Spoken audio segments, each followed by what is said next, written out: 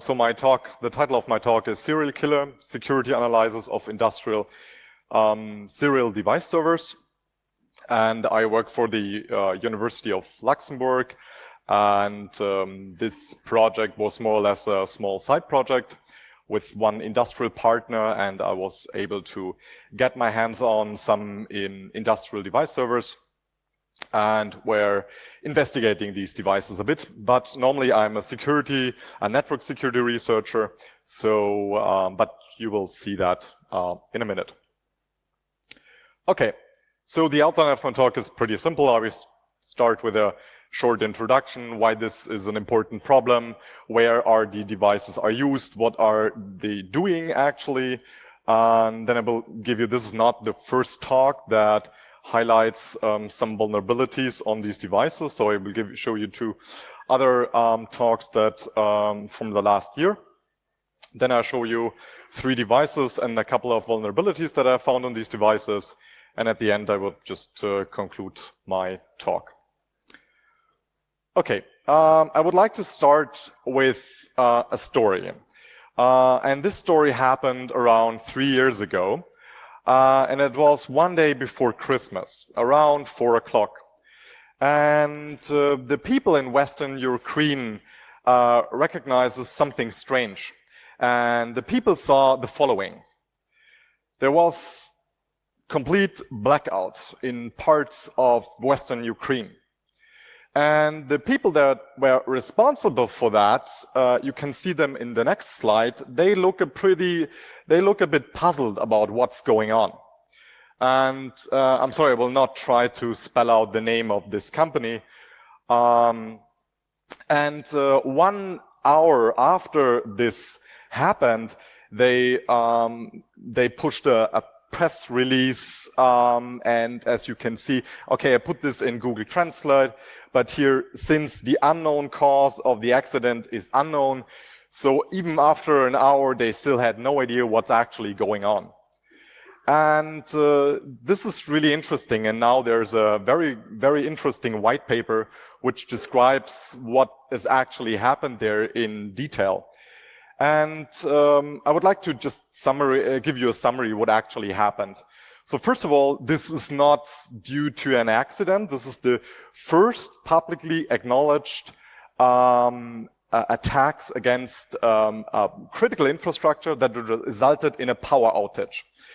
And around over 200,000 customers were complete without power. So this means in 3 different distribution levels, and this was for a couple of hours. So this is actually pretty severe. And of course, so in most cases, people are asking, of course, the most important question about the geopolitical question, of course, who was it? But, I mean, this is a technical talk, so I have no idea who that was. But so I would like to keep it on the technical parts. So just to give you some backgrounds on the attack. So actually, how the attacker were actually getting into the critical infrastructure was pretty straightforward. So the attacker was sending spare phishing emails to employees. Inside the emails, we had variations of the Black Energy 3 email malware. They manipulated some macros in Microsoft Office documents, which can at the end contain malware. But this was actually pretty interesting. Inside the report, they said there was a telephone DDoS attack. And I was a bit puzzled, what the fuck is a telephone DDoS attack? But I talked to people who are working in critical infrastructure, especially for power grids, and they told me that they have a very, very good overview about the high voltage part, but they don't have a good monitors for the low voltage part. So they actually need people who are calling and tell them, sorry, my power is not working, can you do something against it? And if they face a DDoS attack from the telephone line, they have no idea in which area actually there is no power. So actually it was interesting to see that this is an attack.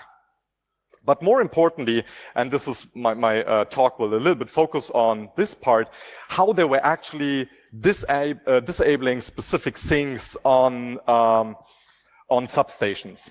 And I mean, just to know a substation is something, as you see them, normally they are geographically distributed around the country, and there are some small, very small houses with some equipment in it. And inside the white paper that I showed you before, you can find the sentence that the adversaries attacked field devices at substations and now, quote, they wrote custom malicious firmware and render devices such as serial to Ethernet converters inoperable and unrecoverable.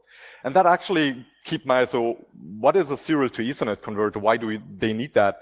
And how have they done that? And you will see in a minute that it's not necessary to write a custom malicious firmware. So this is where the research idea came to look a little bit into the details of these devices. I investigated 3 different devices. And I already showed you that these devices are used in critical infrastructure. But what is the most critical infrastructure that we have nowadays? Of course, breweries. And also here they see that this is, for example, the company Digi. And here you can see an advertisement that you can use serial to Ethernet converter or serial industrial servers to monitor the pressure of tanks or level. And this one is directly connected to the wireless LAN. So so this is one use cases where they are actually used. Another use case, this is now from another company. This is from Lantronix.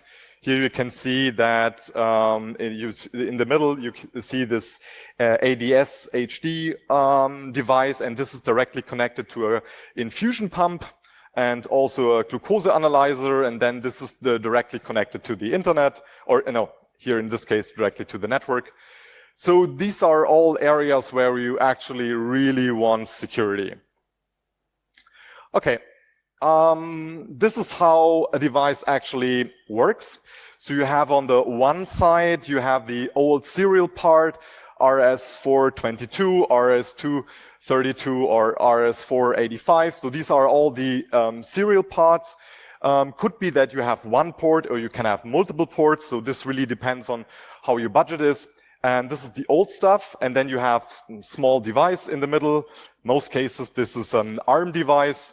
And on the other side, you have the modern IP network, Ethernet, wireless LAN, or you can even buy this for with GPRS, for example, if the substation, as I said, geographically distributed, it's nice to, and there's no easy connection, you can use these devices with GPRS. Okay, so I said before, though I'm not the first one who investigates these devices, the first one was H.D. Moore. He gave a talk at InfoSec Southwest 2013. His talk mostly focused on the company Digi, so this was from the first advertisement from the brewery. And he found some pretty severe vulnerabilities, but what is interesting in his presentation, he analyzed some scans from the internet, and he found some really, really scary stuff there. So the first thing that he found that this device was actually used to control a national dry cleaner chain. This was, of course, without any authentication. You can just connect to it and then control this stuff. And another thing that he found also with these devices is a traffic signal monitor with default password. So you can just connect to it and change the traffic signals. Okay. And last year, there was also a very interesting talk from Thomas Roth from the CCC Congress. And this was the title, with the title Skater Gateway to Shell. And he focused on other 3 devices, but again, he comes to the same conclusion that the security of these devices is pretty bad. Okay. So let's talk about the vulnerabilities that I found. After I created the slides, I actually came up that there would be a better title for my talk. It would be The 80s Are Calling and They Want Their Exploit Back. So because all that stuff is pretty old and should be solved for very, very a long time. The first device that I looked into is this device. And this also shows a little bit my experimental setup. So you can see on the one side, you can see a Raspberry Pi. This is the A. And on the Raspberry Pi is a shield, serial shield. Actually, the Raspberry Pi is not really doing anything useful. It just provides me an endpoint because, I mean, at the end, I would like to test the device and I need to send commands and get something back. So, so at the end, the Raspberry Pi was just something that can send me stuff back. And then B was the Moxa endport device. And on the other side, the yellow cable is an Ethernet cable, and this was where my laptop was connected. One cool thing about this Moxa endport is that the telnet banner is pretty unique. So it contains endport 5110 inside the banner. So what I did and what the previous guy Ori presented is that you have this Censius IO database, and they're actually using ZMap. This is a tool which is used by academics and security researchers. With ZMap, you can scan the whole IPv4 range in a couple of hours or a couple of minutes, depending on your bandwidth capabilities. And now they switched over that for specific protocols, they do even daily scans. And what I downloaded the scan from August this year. And I was looking into how many of these endports, how many of these devices are actually directly connected to the internet. And the first thing I just scanned for endports, so not the specific version, and I found over 1,800 devices that are directly connected to the internet. And from these 1,800, 1,150 Moxa endports, 5,110 was actually found. And now, also pretty cool, inside the banner is also the version number from the firmware. And this is also pretty interesting. So here in the next slide, you can see a distribution of the firmware. And, but let's see. So first of all, the majority of these devices actually use firmware version 2.2 or lower. Okay, let me tell you something about version 2.2. So there was absolutely no access control at all. So no, not over the web, not over the serial port. So you can just connect the device and control it.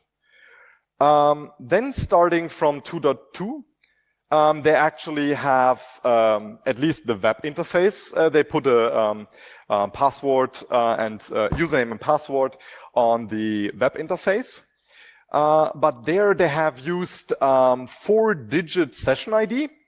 So again, you can brute force that in, I don't know, a couple of, not even a second. So I would say also here, there's still no credentials, no really access control at all. And the device that actually I looked into, this was at that time the most recent version one, is 2.6. So they at least have fixed the web stuff with the session ID. And since the vulnerabilities that I found were at least partly solved, so this is the part which is actually having a more recent firmware version, which is pretty bad.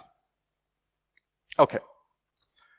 So let's talk about the vulnerabilities that I found. So of course, you're aware of the TCP/3 way handshake.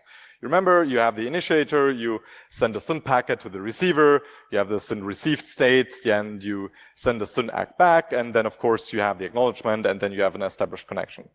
So I was a little bit surprised that I saw that this device actually is vulnerable to SYN flooding. So you just send a bunch of SYN packets to this device, which looks like this, and after that, the whole device is not responding anymore.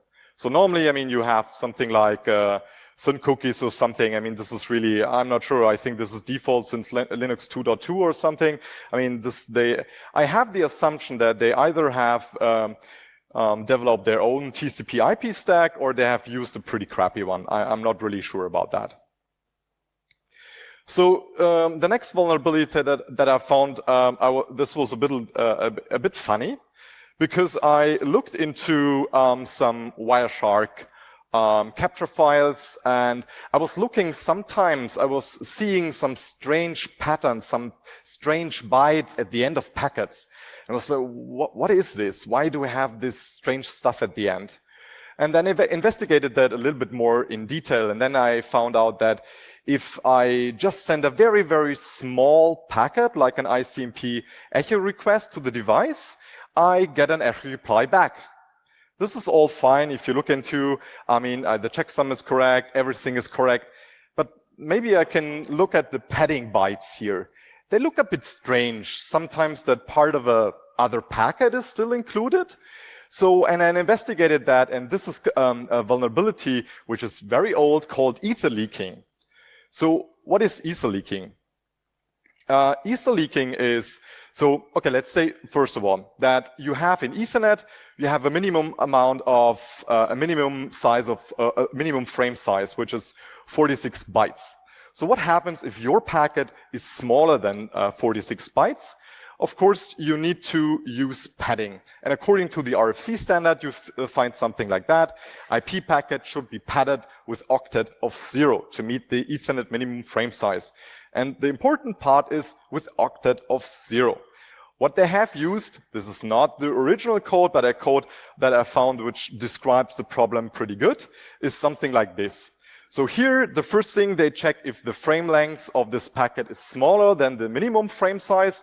If this is not the case, they just set the length to the minimum frame size, which means they're using uninitialized memory as padding bytes.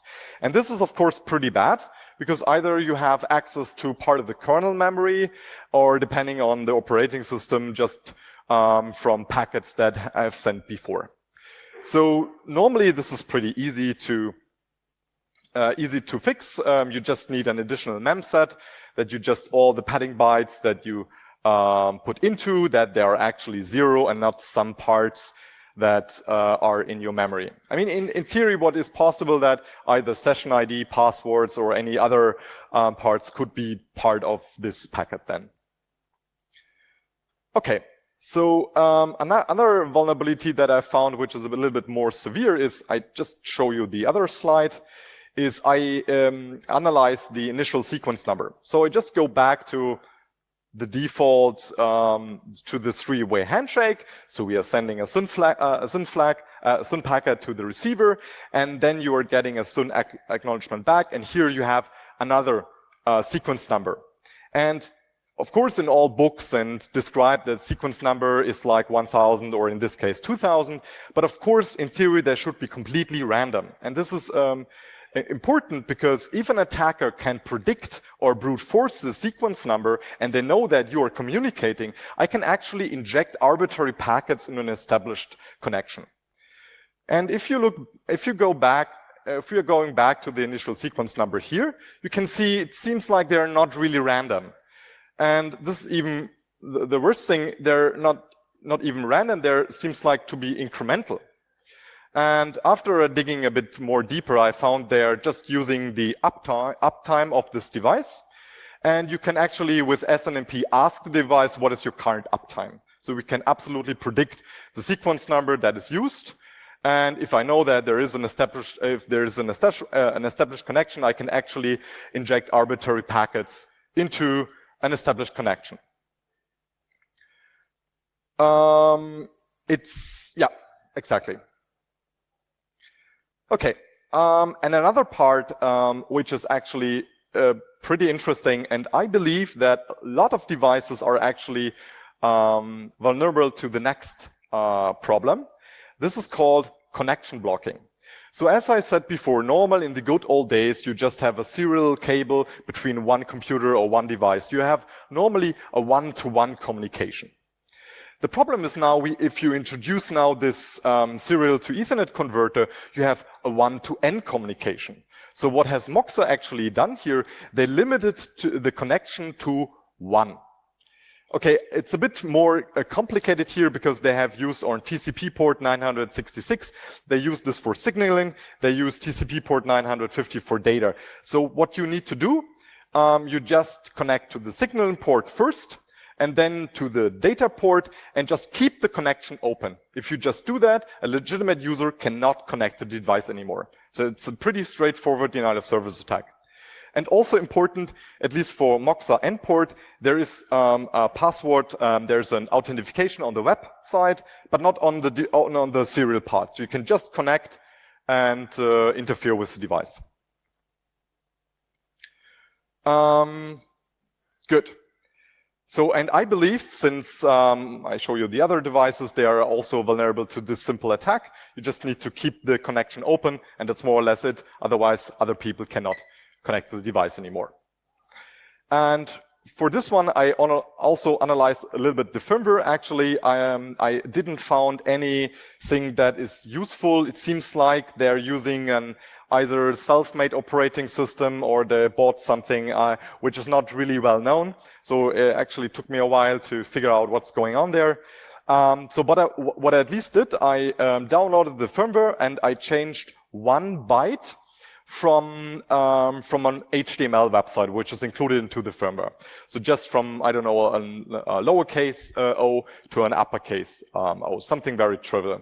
And then I just uploaded this firmware version to the device. And now what I have now is I can use the device to keep doors open because it's not working anymore. So, I mean, as I said before in the white paper, they said they have written a malicious firmware. For this device, you don't need to write a new firmware. You just need to change 1 byte in the firmware, upload it, and then the device is actually completely broken.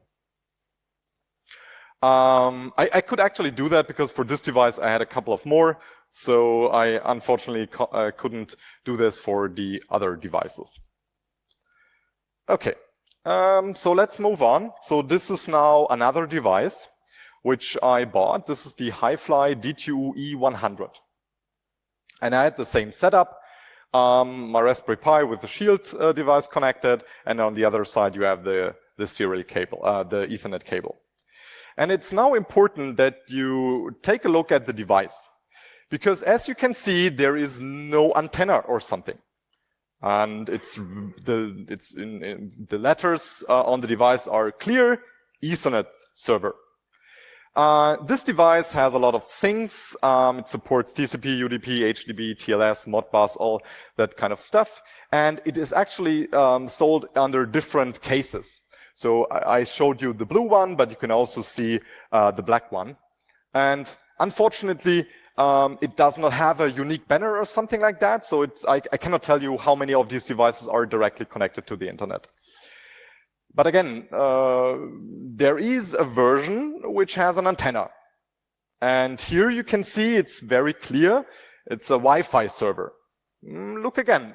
On my part, it's Ethernet server, and it does not have an antenna. Then if you look at the web interface, you can see Ethernet settings. Nothing about something else. And if you go through the documentation, you also find how you can set up Ethernet. But if you then plug the device to power, suddenly an unencrypted wireless LAN is open. And the real problem here is you cannot deactivate it. So at least from the web page, you have no possibility to deactivate the unencrypted wireless LAN. And I mean, if I just imagine you have this on a substation and just some guy come with a laptop, just open it and connect to the device. I mean, this is really, I'm not sure. This is pretty problematic. But actually, I then downloaded the documentation for the Wi-Fi server. And actually, you can deactivate it. But then what you need to do, you need to connect to Telnet. And there you need to insert some obscure AT&T commands. And then you can either deactivate it or at least set an VEP encryption, which, I mean, is more or less the same as an open network. Okay, and as I said before, the vulnerability that I found on the other device, that you have this connection blocking, it also works here. This device allows, per default, 32 TCP connections, and this one actually has a password. So you cannot control the device, the serial device after that if you not enter a password. But still, if you keep the connections open, I mean, even if you don't have the password, you just keep the connection open, and after 32 connections, a legitimate user cannot connect to the device anymore.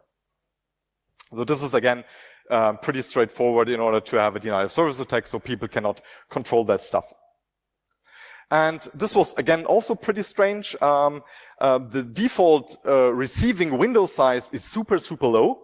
So after I send a bunch of large packets, the receiving window size was 0, and if I reach that point, nobody can reach the device anymore.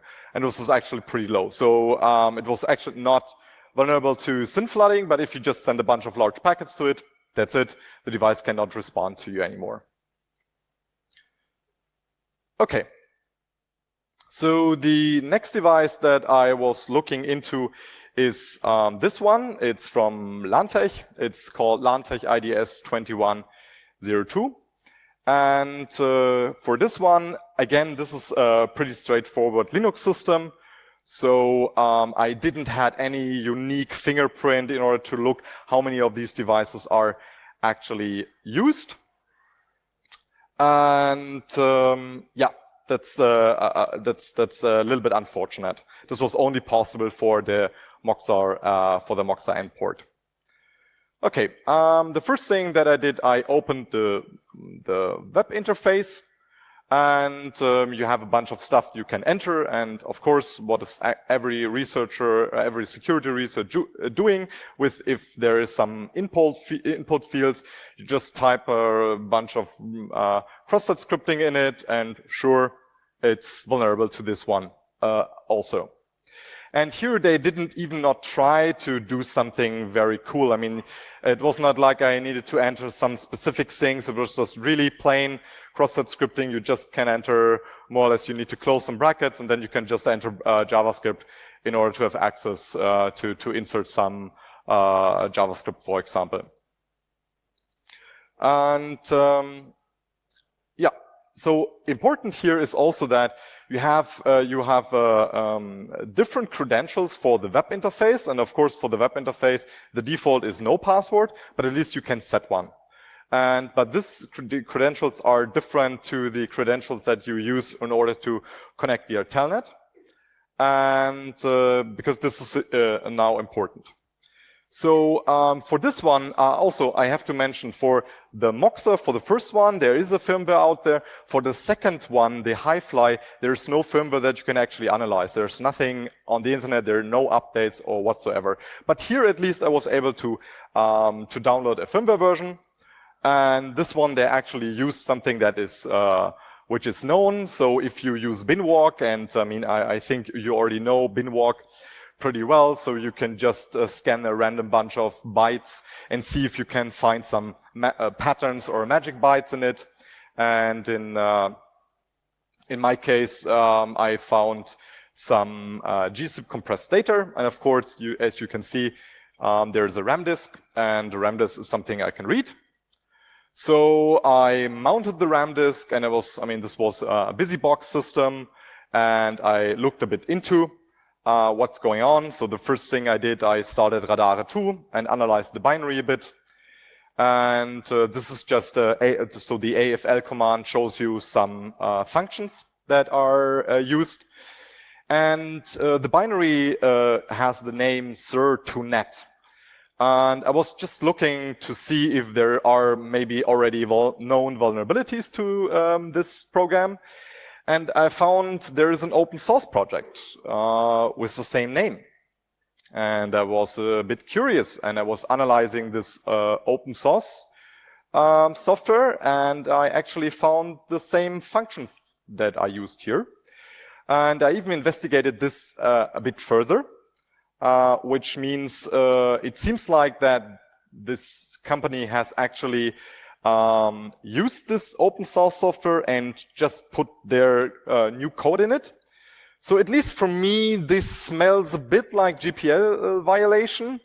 What I did, I contacted the author a couple of weeks ago and told him that it seems pretty obvious that they have used your open source part, just put their crap in it and published it again. But it seems like it's a little bit more, I'm not a lawyer here, so it seems a bit more complicated. Someone has to ask for the source code, at least for the modification, because these modification needs to be open source again. And the author told me that he has asked now the company to give them the source code. At least at this point, I have no update. But it seems a bit fishy. Okay, but now I examined the binary a little bit more in detail. And the problem is I started to play with the binary on the device itself. And what happened is every time I was able to crash something, the whole device crashed. So I needed to reboot everything, and sometimes it lost its configuration file. So it was a little bit a mess here. But then I found a way in order to actually debug the program in a more comfortable way. So first of all, I used change root to have all the libraries and all the files needed in one environment. Then I used qemu arm static to run the binary. And this program has a nice feature, the -G, where you can actually open a port and then you can use a debugger to connect to this binary directly and debug it. And this is what I've done then in the next part. If I run this command, and then I can, at another terminal, I can use GDB multi-arch in order to connect to this port. First of all, you have to set the specific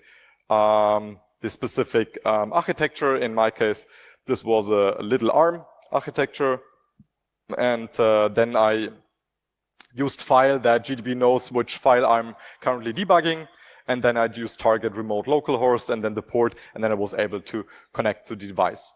However, I was a little bit focusing on the part that was additionally included. So what they have included is that this configuration file. So this configuration file can be written from the web interface. And as I said before, the web interface didn't have any default pass, so per default there's no password, but you can set one. Again, you have this cross-site scripting part, and this is all writable via the web interface. And as you can see, there is the network configuration here, and you have a bunch of IP addresses. And I played around with one IP address. I think this is DNS server, and I put a bunch of A's in it. And then I was getting a segmentation fault for a function called del IP proceed. So what is this function actually doing? It was checking for if there are some characters which are not part of an IP address, and they're actually using str copy to copy the IP address here. And as you can see, if you just put a bunch of A's in it, you can see that at the end, the instruction pointer points to 414141. So here, if you have access to the web interface, you can then run arbitrary code on this device. Okay. So now I would like to tell you how what happened at the end. For all that kind of stuff, I used, of course, responsible disclosure. And here there's, I think, a pretty interesting institute. It's called the Industrial Control Systems CERT. And you can send them an encrypted email and tell them that you found some vulnerabilities. And they are actually contacting the companies then. And if it depends a little bit on the situation, if the company didn't answer, at least in around 3 months, you have a public advisory, which looks like this one. This was one vulnerability for the Moxa endport. And however, if they responded in a specific time frame, they give the company a couple of more time to actually fix the problems there. So let's see how that turned out. So for the company Moxa, you can see the following vulnerabilities are fixed in the version 2.8. So the SYN flooding, the ESA leaking, and the TCP initial sequence number prediction. This is all solved in version number 2.8. But all the other part is still vulnerable. So at least here, the company is responding and is actually fixing stuff. But again, still the firmware verification. So if you just upload random bytes to it, you have a brick device, and also the connection blocking is still vulnerable. Then the Hi-Fly device. So here I contacted ICS, told them what we have found so far, and this is all solved. You can see the list is not very long because actually it was first of all, it was pretty hard to find the actual manufacturer. And I think ICS contacted a couple of companies, but nobody was responding. So everything that the open wireless LAN, the connection blocking, and the small TCP window size, still all vulnerable to this point. And for LANTech, it was a bit strange because before they didn't respond. So what is solved is nothing. So still vulnerable is the cross-site scripting part and the buffer overflow. And then securityweeks.com wrote an article about these vulnerabilities that I found and contacted LANTech once again to ask them, you don't want to respond to this? And then responded, shit, this device, this is a bit unfortunate because we don't maintain it anymore. So, I mean, sure, you can't have any vulnerabilities if you don't maintain the code anymore, sure. Okay. So I would like to conclude my talk. So I investigated 3 of industrial devices, serial device servers. I found a couple of security vulnerabilities, which you can, at least with all of these devices, have a denial of service attack, so nobody can actually use this device anymore, or at least for the last device, you can actually run code on it. It is unfortunately very, very often used in critical infrastructure, which is actually the biggest problem. And here, as we have seen before, I mean, there is pretty important stuff connected to this one. And at least if someone uses this, please take extra care to protect these devices, extra separate VPN, big extra firewall rule for this one. Or I even think that if you just have a Raspberry Pi with a serial shield on it, I think you're even more secure than buy one of these. Okay, thank you very much. So, and I'm happy to take your questions now.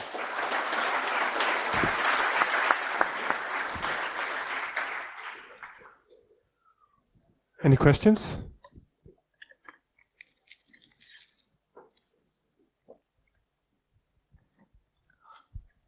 Hi there. Hi. Did you crack them open or screw them open to look what's inside those devices?